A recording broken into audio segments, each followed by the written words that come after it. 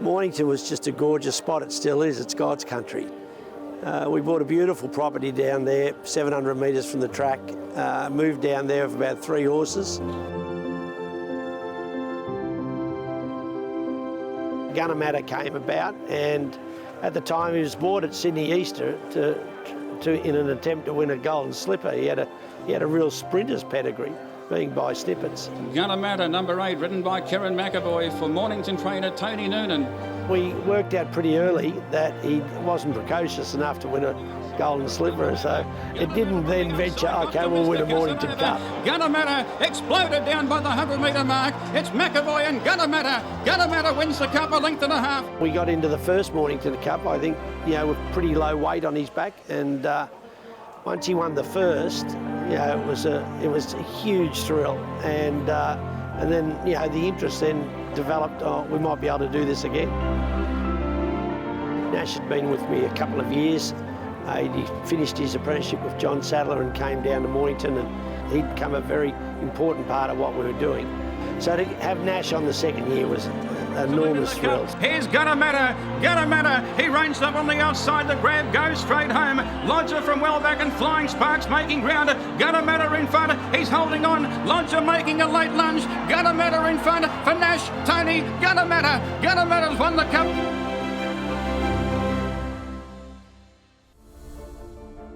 Come to our attention that no horse had won it 3 times, and 3 times in a row. It was an amazing day leading up to it because, there was, I think they had 18,000 that day, which was a record. I normally go up the stand, up the steps towards the finishing post to watch the race, and I couldn't get up the steps. There was that many people, and I thought, what are we going to do here? So I thought, in those days you could go into the jockey's room, so I went into the jockey's room to watch the race. Horse got a lovely run in transit, was through back the fence, ready to pounce. He just needed a little bit of luck. The TVs went off in the jockey room. So this was at about the 300-metre mark, and he was just poised to run into the race.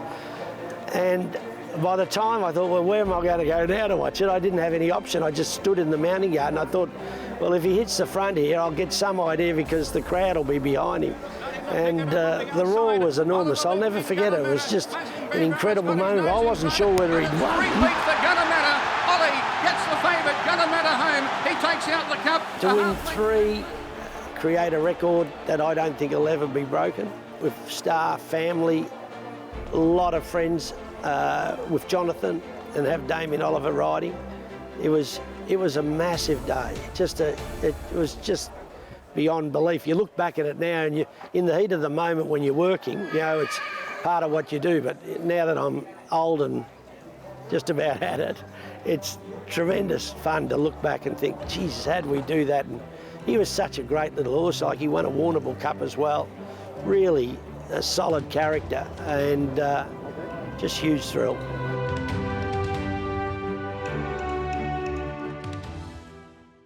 You won't miss a race, tip, protest, winner or moment on racing.com. And you won't miss a moment if you drink wise.